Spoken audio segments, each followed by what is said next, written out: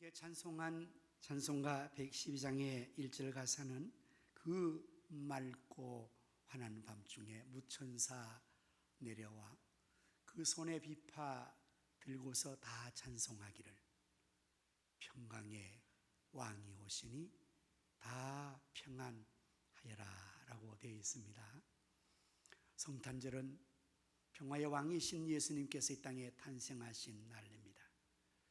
예수님께서 이 땅에 평화의 왕으로 임하심으로 이 가사처럼 온 세상의 모든 사람들은 다 평안하고 평화를 누리게 된 줄로 믿습니다.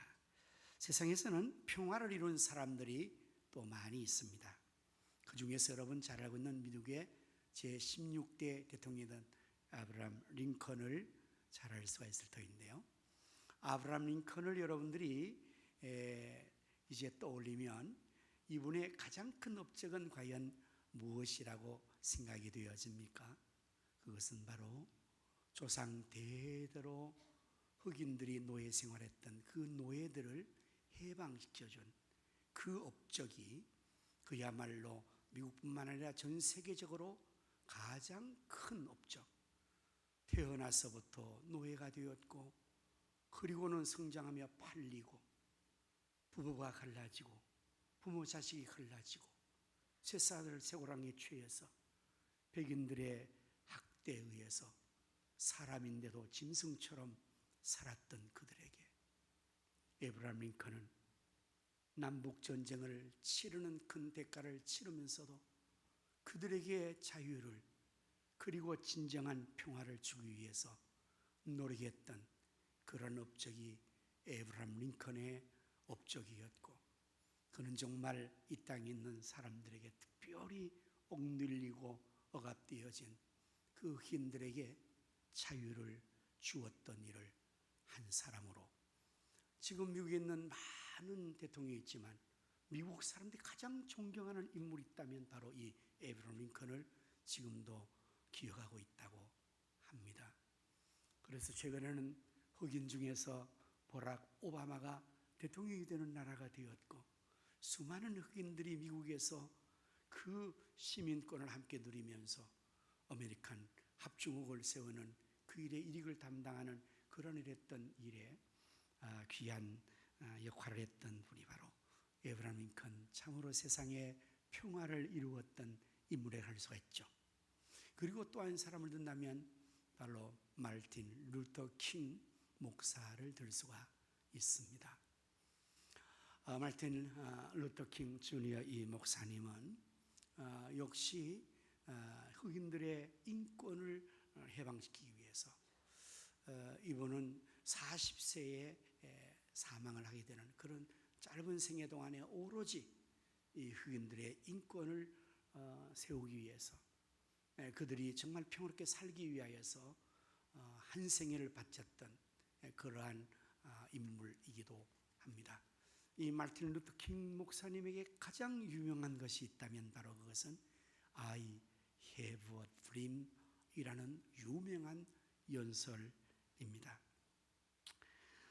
이 루터 킹 목사는 이제 40년 승한 동안에 위대한 이 역사를 업적으로 남겼는데, 미국의 인권운동사에서 물론 미국 역사상 길이 남을 수 있는 이 연설, 약 25만 명이 참여한 워싱턴 대행진을 조직하고 링컨 기념관 앞에서 인종차별이 없는 사회에 대한 염원을 담은 연설로서 I have a dream을 연설했습니다.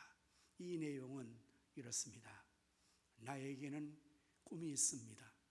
언젠가 이 나라가 모든 인간은 평등하게 태어났다는 것을 자명한 진실로 받아들이고 그 진정한 의미를 신조로 살아가게 되는 날이 오리라는 꿈입니다. 언젠가는 조지아의 붉은 언덕 위에 예전에 노예였던 부모의 자식과 그 노예의 주인이었던 부모의 자식들이 형제의 식탁에 함께 앉아 둘러앉는 날이 오리라는 꿈입니다. 언젠가는 불의와 억압의 열기에서 신음하던 저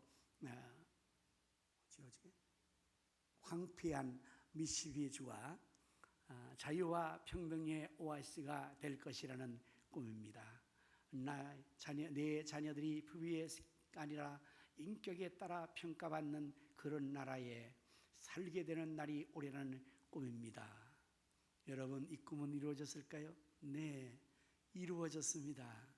지금 이들의 자녀들은 피부 색깔로 아니라 그들의 인권으로, 그들의 당당한 실력으로 미국 사회에서 함께 평화를 누리고 살아가는 그러한 삶을 살게 되었던 것입니다. 그 일을 위하여서 이들은 한 생애를 바치며 또한 암살을 당하여 40세에 자기는 희생을 당하지만 그 꿈은 오늘날 이루어졌습니다. 또 한 사람을 든다면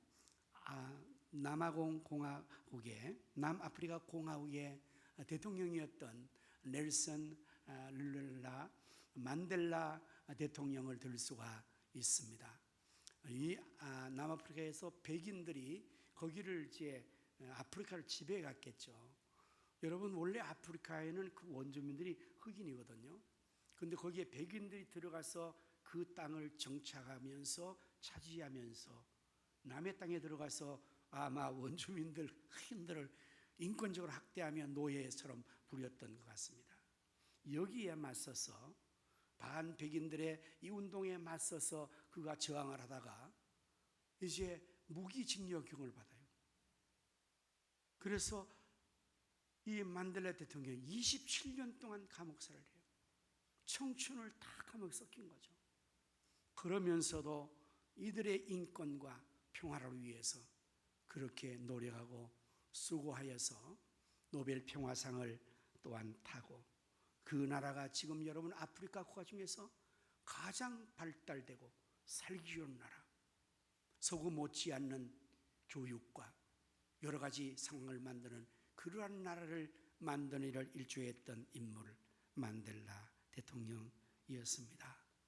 이렇게 세상에서도 평화를 위해서, 아름다운 세상을 만들기 위해서 자신의 한 생애를 바쳤던 수많은 사람들이 있었기에 오늘 우리가 살고 있는 이 지구촌이 이나마 평화롭게 살고 있는 것 같습니다. 오늘 저는 평화 예배를 드리면서 본문 이사야 9장 1절에서 7절의 말씀을 중심으로 평화의 왕이라는 제목으로 말씀을 준비를 했습니다.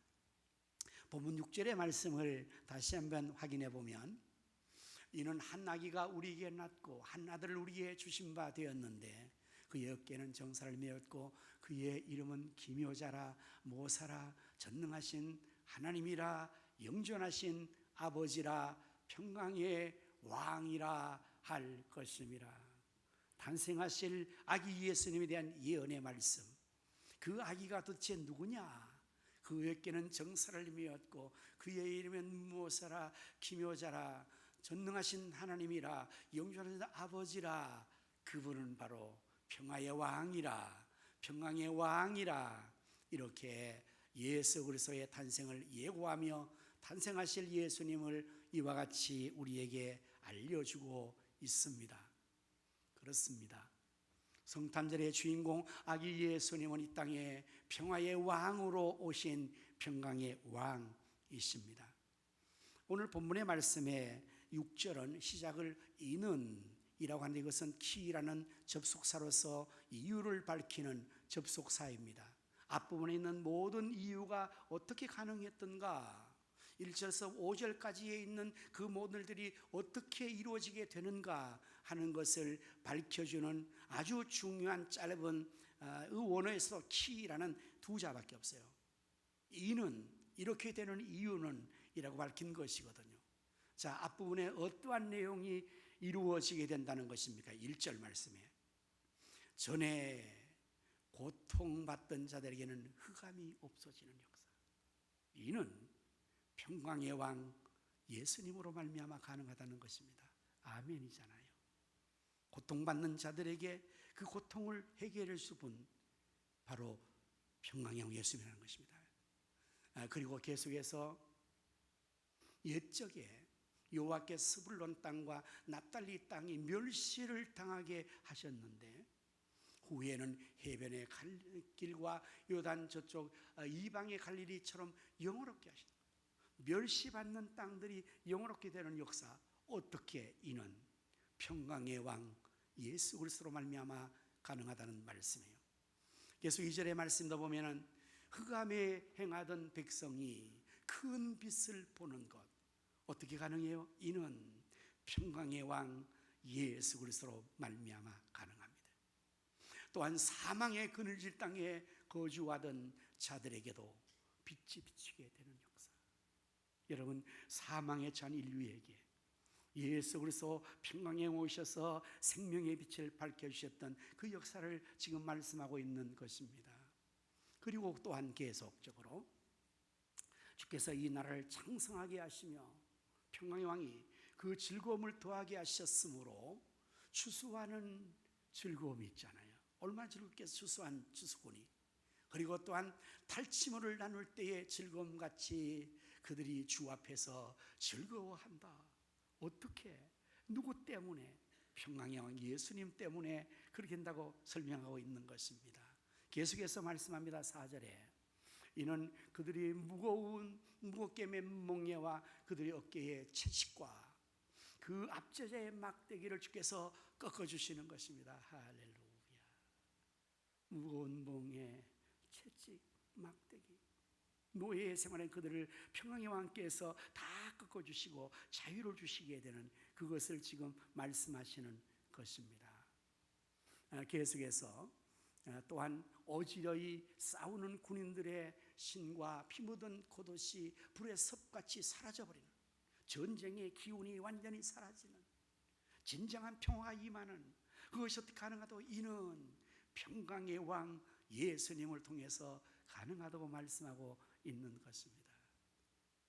한 아기의 탄생, 예수 그리스도의 이 땅에 오심, 그분은 바로 이와 같이 평강의 왕이시라고 말씀을 하고 있습니다. 이렇게 예수님께서 평강의 왕으로 이 일을 하시는 것은 바로 정사를 행하심으로 가능하죠. 그 어깨에 정사를 메었다. 그 정사의 무궁함이 영원하다. 이렇게 지금 6절과 7절에 정사라는 말을 하고 있는데요, 이 정사라는 단어의 의미는 바로 정치에 관한 일, 행정에 관한 일, 이것을 또한 통치자라고 설명할 수 있어요. 통치의 권한이라고 설명할 수 있습니다. 공동번역에서는 그의 주권은 이렇게 말했어요.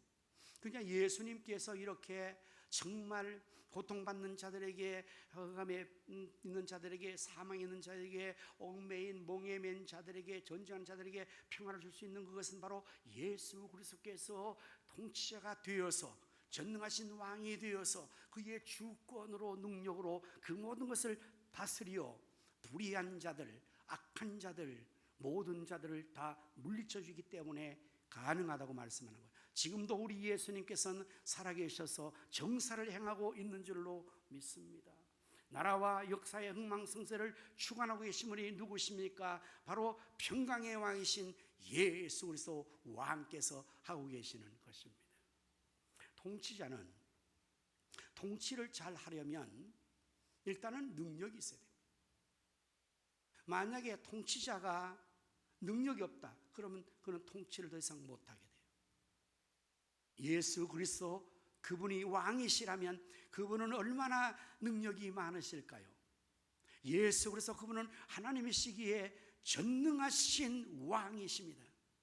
전능하세요. 전능하세요. 능치 못함이 없습니다. 우주 만물을 창조하셨고 죽은 자를 살리시고 바람과 바다를 잔잔케 하시고 모든 악한 사단의 세력을 다 멸하시는 분, 전능하신 분이시기 때문에 그의 정사의 통치하심이 무궁하시고, 그러므로 평화를 이룰 수가 있습니다. 두 번째, 통치자는 평화를 이루기 위해서는 선한 왕이 돼야 돼요. 선함이 있어야 돼요. 만약에 통치자에게 권한이 있고 능력이 있는데 그거 악하다, 그럼 어떻게 되겠습니까? 북한처럼 되는 것입니다. 김일성, 김정일, 김정은이가 지금 절대 권력 가지고 휘두르면서 그가 선하지 않기 때문에, 악하기 때문에 어떻게 되고 있습니까? 북한 나라가 지옥이 되고 있잖아요.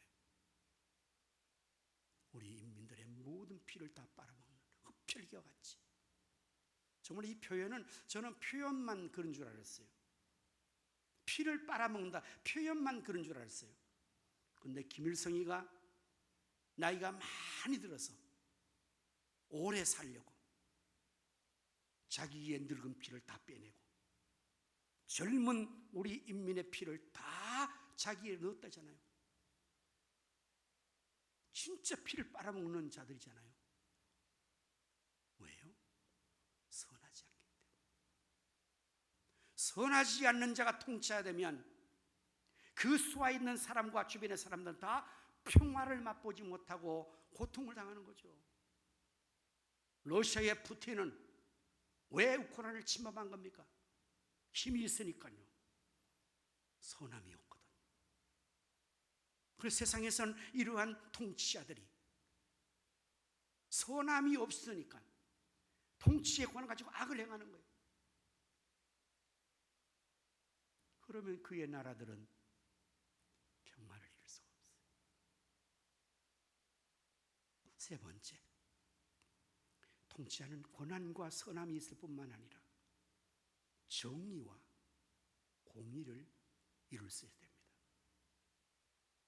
만약에 통치자가 불의하고 정의롭지 못하고 공의롭지 못하면, 여러분 여기에 정의와 공의라는 개념의 단어는 의미가 이렇습니다. 누가 보더라도 옳은 걸 말하는 것입니다. 공의는 사람들은 다 자기가 옳다고 생각을 해요. 상대는 자기가 옳다고 생각해요. 그러니까 그 각자의 의는 자기가 옳은 거지 상대방이 옳은 거 아니고 전체 옳은 거 아님에도 불구하고 그 주장만 하고 있는 거예요. 내가 옳다고. 그래서 싸우는 거잖아요. 그래서 여야가 끊임없이 싸우는 거예요. 사람과 끊임없이 싸우는 거예요. 왜? 자기가 옳다고 생각하니까. 그러나 그것은 정의가 아닙니다. 공의가 아닙니다. 통치자가 만약에 내가 옳다고만 나라를 이끌어가면 그 통치자는 나라를 망칠 수가 있습니다. 백성들을 공궁에 빠뜨릴 수가 있고, 한편에서 그 잘못된 옳음 때문에 엄청난 불이익과 고통과 손해를 볼 수가 있단 말이에요. 그래서 통치자는 정의와 공의를 실현해야 되는데, 오늘 우리 예수 그리스도 평강의 왕은 그는 정말 영원히 정의와 공의로 다스릴 것이며, 그래서 평화 이룰 수가 있다는 것입니다. 지금도 예수 그리스도 평강의 왕은 나라와 열방을 그렇게 통치하고 계십니다. 뿐만 아니라 이제는 우리 자신들에게도 진정한 평화가 우리의 마음에 임하려면, 진정한 평화가 우리의 가정에 임하려면 우리 공동체는 어떻게 해야 될까요? 바로 그 왕이신 예수님을 우리가 왕으로 정말 모시고 왕으로 인정하며 따라가야 됩니다. 이 자리에 계신 여러분 모두가 예수님을 여러분의 구주로 마음에 영접하신 줄로 믿습니다. 혹시 아직도 예수님을 자신의 구주로 영접하고 계시면 바로 지금 여러분 마음을 여시고 예수님을 마음의 구주로 영접하셔서 예수님을 믿어 구원받으시기를 바랍니다. 그래서 영접할 때 이렇게 우리는 기도하고 알려줘요. 주 예수님, 내 마음에 오셔서 저의 구세주가 되어 주십시오. 이렇게 하잖아요. 그래서 예수님 영접하잖아요. 그러면 그 의미대로 예수님이 우리 속에 오시면 내 마음에 자리는 하나뿐이거든요. 내 마음에 왕자는 하나밖에 없어요. 둘이 있을 수가 없어요. 그 왕자에 예수님이 오시면 내가 앉아 있다가 예수님에게 선뜻 자리를 내어드려야 돼요. 그리고 예수님을 왕으로 모시고 나는 그 발 아래 엎드려 왕이시여 말씀하옵소서, 주님이여 명하시옵소서 이러게 되는데 우리는 그게 잘 안 되는 것 같아요. 여러분 어떻습니까? 여러분의 마음에는 누가 왕이십니까? 내가 왕이로서다 그러한 마음은 우리가 없습니까? 그것은 곧 이런 거예요. 예수는 믿더라도 내 마음대로 하는 거예요. 내 마음대로 믿는 거예요. 여전히 내가 왕이에요. 예수님이 아예 안 들어오신 것도 문제지만 들어오셨는데 생각을 해보십시오. 예수님께서 우리 집에 들어오셨는데, 내 마음에 들어오셨는데 제일 좋은 자리 자기가 떡 버티고 앉아서 고 서 계세요. 이 자리 못 내줘요. 그러고 있다면 그 상태는 이전 못지않게 더 나빠지겠죠. 왜 우리 마음에 평화가 없어요? 왜 우리 가정에 평화 없을까요? 왜 우리 공동체 평화가 없을까요? 우리가 왕이 되기 때문에. 우리는 내 마음대로 하면 좋을 것 같은데 내가 스스로 얼마 안 가서 후회합니다. 왜? 내가 했던 통치가 잘못된 것을 비로소 깨닫기 때문에. 그래서 실패라는 거예요. 내 기분과 감정이 늘 좋지만 않아요. 소속지변 같은 우리 감정이기 때문에 내가 늘 그렇게 조석지변으로 바뀌어서 너무나 감정의 기복이 심한 거예요. 나의 인지의 능력, 지식의 한계, 육체의 힘의 한계, 자원의 모든 것들이 우리는 한계를 겪을 수밖에 없는데 그게 그러면서 내가 왕이라고 거들먹거리고 내가 행세를 하니 평화는 없죠. 예수님 믿어도 전혀 믿는 느낌도 혜택도 없죠. 안 믿는 사람이나 우리나 똑같이 염려하고 걱정하고 속상해하고 미워하고 아주 정말 우리의 삶이 그냥 격동을 늘 느끼는 거죠. 예수님이 평강의 왕이시기 때문에 그분을 정말 내 마음에 모신다면 나의 모든 주권을 내려놓고 주님께 이양해드리면 우리 예수님께서 전능하신 예수님과 선하신 예수님과 공의롭고 정의로우신 예수님만께서 내 마음을 다스려 주시는 겁니다. 내 생각을 다스려 주시는 겁니다. 내 감정을 다스려 주는 겁니다. 나의 부족을 보완해 주는 겁니다. 나의 잘못된 것을 교정해 주는 겁니다. 그래서 나의 인생과 나의 삶이 내가 왕일 때는 뒤죽박죽이었지만 예수님을 모시고 살아갈 때 예수님의 통치 속에 있는 우리의 삶은 예수님께서 다스려 주시기 때문에 그 마음의 왕국이 평화롭게 되고 행복하게 되고 성공되어지는 겁니다. 우리의 가정은 어떻습니까? 혹시 여러분의 가정에 지금 전쟁 중인 가정은 없습니까? 남편과 아내가 싸우는 집은 없습니까? 부모와 자식이 다투는 집은 없습니까? 형제와 형제가 다투는 집은 없습니까? 무엇 때문입니까? 서로 주권을 행사하려고, 서로 내 주장대로 하려고, 내가 옳다고, 그래서 상대방을 짓밟고 무시하고, 그래서 싸우고 다투고 평화가 없는 거죠. 누가 가정이 되면 좋겠어요? 남편이, 아버지가, 어머니가, 아내가, 자식이? 아니요. 인간 그 누구가 그 주권을 행사하면 그의 부족처럼 그의 왕국은 뒤죽박죽되는 거예요. 오직 예수님 왕이 우리가 가정이 되어서 왕이 되어서 가정이 되어서 남편도 예수님에게 순종하고 아내도 예수 순종하고 부모도 예수님에 순종하고 예수 순종할 때에 예수님의 그 평화로운 다스림이 그 가정에 임할 때에 가정 천국이 이루어지는 줄로 믿습니다. 공동체 나도 마찬가지입니다. 정사를 어깨에 메신 주님이 정사를 행하여 주실 때에 이 지구촌이 그야말로 평화의 나라가 임하게 되는 것입니다.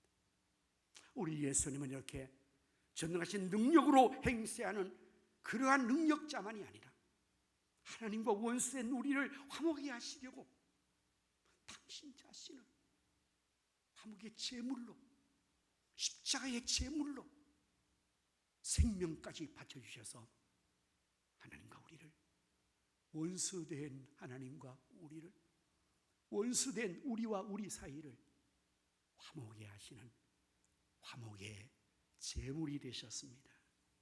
로마서 3장 25절의 말씀 보면 이 예수를 하나님이 그의 피로써 믿음으로 말미암는 화목 제물로 세우셨으니 이는 하나님께서 길이 참으시는 중에 전에 지은 죄를 간과하심으로 자기의 의로우심을 나타내겠다. 하나님 앞에 우리 인간이 죄를 지어서 하나님과 원수가 되어 있었어요. 그것을 예수님은 화평케 하시려고, 하나 되게 하시려고 자기가 화목의 제물이 되신 것입니다. 로마서 5장 10절의 말씀에서도 곧 우리가 원수 되었을 때 그의 아들의 죽으심으로 말미암아 하나님과 화목하게 되었은즉 화목하게 된 자로서는 더욱 그의 살아나심으로 말미암아 구원을 받을 것이다. 예수님이 평강의 왕이시나 절대 권력자로서 행사한 것뿐만 아니라 정말 공동체를 화목하고 하나님과 우리를 화목하고 화목하게 하시도록 당신 자신이 거기에서 화목의 제물이 된 거예요. 그래서 화평을 이루신 거예요. 성탄절은 바로 이 평강의 왕이신 예수님께 탄생하신 날입니다.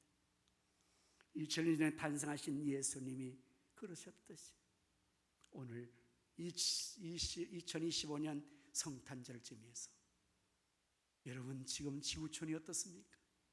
전쟁과 전쟁의 소문에서 수많은 사람들이 날마다 신음하고 고통하고 죽어가고 있습니다. 우리 사회는 어떻습니까? 우리의 가정은 어떻습니까? 내 심령은 어떻습니까? 진정한 평화가 과연 임하고 있습니까? 그렇지 않다면 이 성탄절을 임해서 평강의 왕이신 예수님을 다시 한번 우리가 사모하고 기도하고 평화의 왕이신 예수님이여 다시 이 땅에 오셔서 내 마음에 오셔서 내 마음을 주장하여 주십시오. 그래서 내 마음의 격동과 염려와 근심과 어둠을 물리치고 내 마음의 생각과 내 마음의 감정을 그리고 염려 근심까지도 평화롭게 해주십시오. 우리 가정의 평화를 주십시오. 교회와 이 나라 사회의 지구촌의 왕이신 평화의 왕이신 예수 그리스도께서 다시 한번 이 땅에 오셔서 다스려 주셔서 진정한 평화가 이 성탄의 즈음에 임하게 하여 주옵소서. 우리 모두가 기도하고 평강의 왕을 통해서 진정한 평화를 누릴 수 있기를 예수님의 이름으로 축원합니다. 아멘. 기도하겠습니다. 이는 한 아기가 우리에게 낳고 한 아들을 우리에게 주신 바 되었는데 그의 어깨는 정사를 메었고 그의 이름은 기묘자라 모사라 전능하신 하나님이라 영존하시는 아버지라 평강의 왕이라 할 것임이라. 아멘. 탄생하신 예수님 평화의 왕이십니다.